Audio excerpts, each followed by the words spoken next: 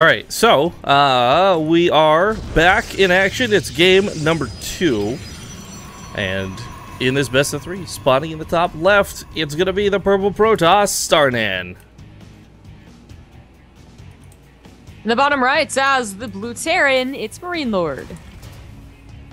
Now, MarineLord is up 1-0, and I gotta give it to Starnan, truth be told, whether it's the power of Protoss or not. Starnan's always been one of my more hopeful young guys, I guess we'll call him in Europe. He's never been a player I've ever deemed as bad.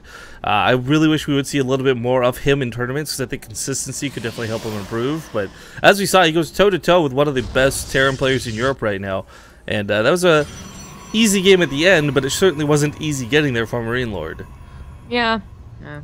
Well, you do have to question kind of like why that is the case, that it wasn't easy for the beginning, but then it was, you know, it suddenly seemed so difficult in the end, which is usually the exact opposite of what a Protoss is. Like, a Protoss should have a lot of difficulty in the, you know, early to mid-game, and then once they get to, like, mid-late, then that's when they start feeling really confident. And especially considering just, like, how the Woodamines did almost no damage. You know, maybe they did more mental damage than they did anything else. You know, the stuff that we can't necessarily see. So, you know, dealing with drops left and right, you get a little frazzled. Maybe you miss like his gateway timings. Maybe his 2-2 should have been finished like long before and already doing his 3-3. Don't know Protoss that well to really say that. Well, because I think it's a replay to know that. I don't know, you were truthfully, I think a lot of that came down to the way the map plays out too. We've seen so many Terran victories on Vonai Research Station. If we want to take a step back, and this is where Protoss players will be like a little bit whiny, I suppose. MarineLord lost a lot in the early game. He didn't cause a lot of damage with the Woodamines over the course of the game, yet he was still able to pull out that victory without pulling SCVs and without going for a big Viking count. And a big part of that is the way that Vonai splits your bases, 1 through 3. It's so hard to defend all 3 locations at the same time. That's certainly true. And I mean, that Nexus snipe that just came out of like left field, that really did start something. Yeah. But even then, we've seen, if they're allowed to get the 3 bases, which he was allowed to get there at the same time MarineLord did, that was nice.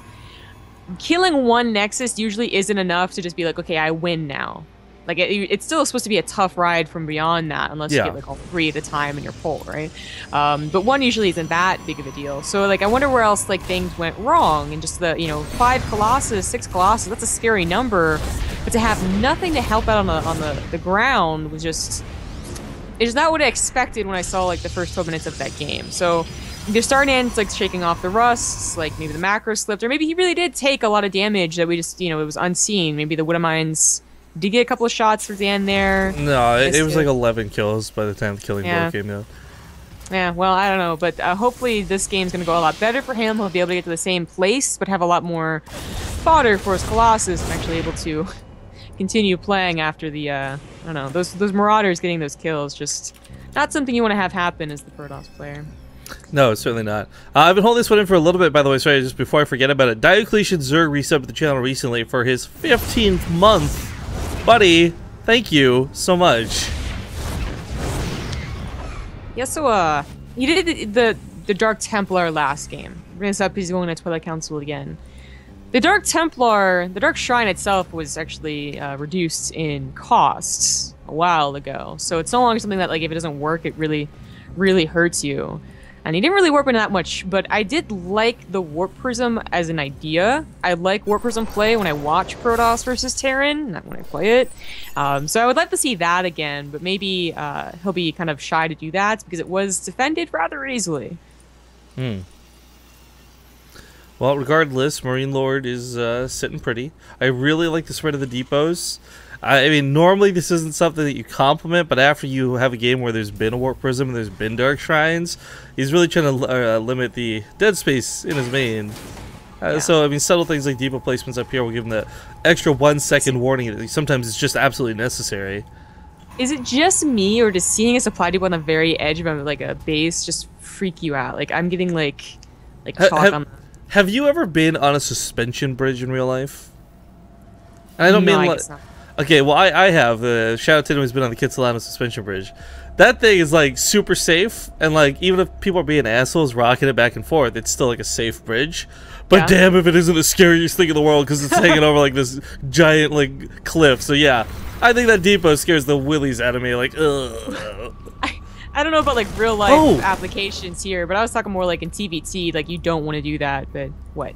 Oh, TVT, yeah, sure. Oh, I thought he was going to go for the attack. That was actually kind of cool. He's gone for so many Marines. This looks like one of those earlier Nexus pushes, right? And when the probe came in, he split about like a majority of his Marines back and left only 4 to kill it.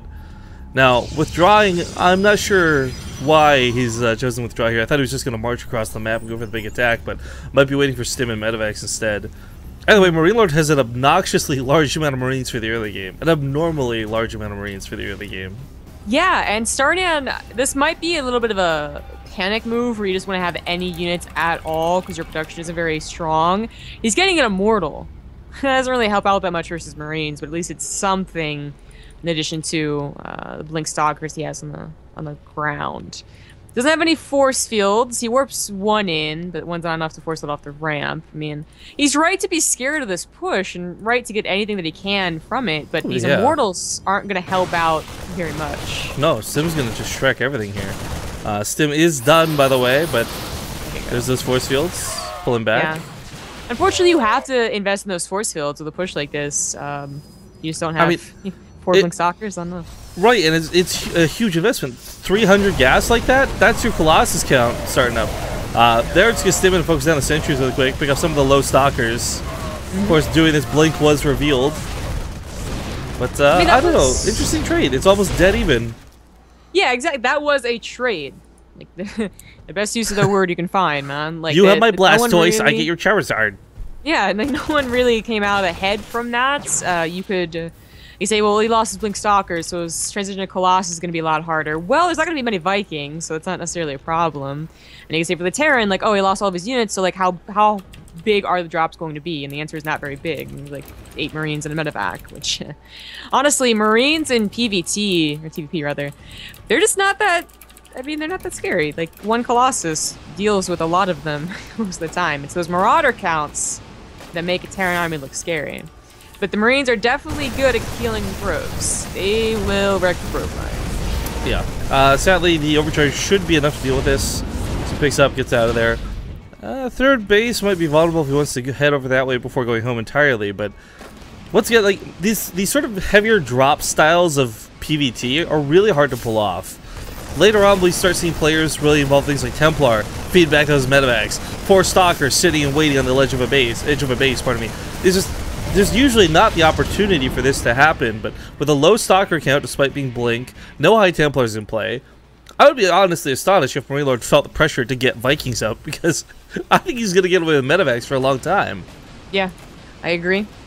Unfortunately, Starnan was roaming the map with those Blink Stalkers. Again, not that many Blink Stalkers, but still, they're supposed to be here to take care of issues like this. So they had to take a long trip back, and that's why MarineLord was able to get probes, Nexus cancel, and further continue to be annoying with just 1 Medevac. Now we have Medevacs coming into the main base. That SimCity, while good against Reapers, might end up hurting him as more and more Doom drops come into this. Ah, perhaps. Well, the Wood Mines actually don't even go off for this. A little bit funny to see. Stim's on top of the Colossus. Oopsies. Overcharge running strong as it can. Drop in the 3rd, I think was recovered, salvaged. No, just the Medevac got away. No. Okay, good. That would have might died. Just gonna do all those probes that are stacked up. He's trying to get the Nexus. That's not gonna happen though. It is weak enough to come in from round 2, but 2 of the Medevacs go down, and this has been a messy holdout of Starnan. Just feeling the pressure, and one of the worst things behind this, even though he went for double Forge, he still isn't even on 1-1 yet. Just all this pressure, like every Chrono Boost now going into the upgrades trying to finish those up, but really, he's gonna have to spend those on probes, remaking what he's lost. Yeah. This is a game where I feel like it's just... You've done it before, and from Starnan's point of view, and you apply pressure, you scare a Terran player and ladder. But this isn't a Terran player that's scared that easily. Like MarineLord's pretty good, so he's pretty good at deciding what he wants to do and just doing it. So these Blink Stalkers are constantly out of position. The Colossus count's going to be whittled down. It keeps on depending on them to be the ones to take care of these drops. A good reaction here. This is what he wanted in the beginning. The Nexus still goes down anyways. Yeah, there we go. Finally. Nailed it. Not quite able to get out of here alive, maybe. Boost was like 1 second from cooldown. Close. At the end of the day, I mean, MarineLord's damage is good. He killed the Nexus, he's killed a lot of probes, but His army still isn't getting to a very high count, but if Starnan can continue just minimizing economic damage while keeping his units alive, of course, then he'll be fine. He's gonna lose another base potentially, just a single drop. Oh no, not one. This has been rough for him across the board. 2 Nexus going down within about a minute of one another. Now, there's no way that this is going to get another Nexus, but, you know, it's wishful thinking to kill some probes. Yeah, yeah. Fortunately, I guess, like, with games like this, they really have to go down to just, like, Blink Stalker control and use, you know? Like, you see Parting, who's just... He has so many Blink Stalkers, and if he's so aggressive, he scares every single Terran. Nice pick up there. And then he also... But somehow he also defends beautifully with them, too. Like, it's just, he's got that sick game sense. He knows where everything's coming all the time.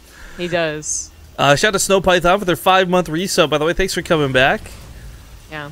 But this just feels a little more like brute force. Like, I hope I can get enough Colossus to win, as opposed to being, like, finesse with the Blink Stalkers. And this brute force isn't really working. The Marauder count's high from the pure Marine force he had earlier on in this game. He's got a good concave. I don't believe there's an observer here. He's got to get one from the main base or something.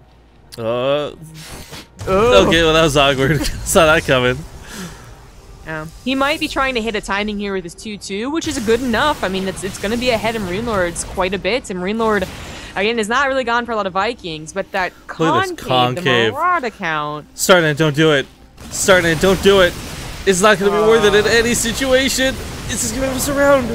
Stutters in. Got that stim. Marauder's going strong. They're going to wreck everything here. Army supply not quite doubled, but almost there. And, oh, it's a...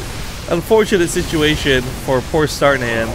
Yeah. This just barely actually saves the Colossus, and they're starting to chip away those Marauders. Oh, but he's run out of fodder. Oh, never mind. It's so disappointing when you're Protoss and you think you're gonna win, and you realize that 4 Marauders are still alive, and they're gonna absolutely kill your Colossus. Colossus are just very weak little things, whatever they are. Protoss units? Yeah, there you go.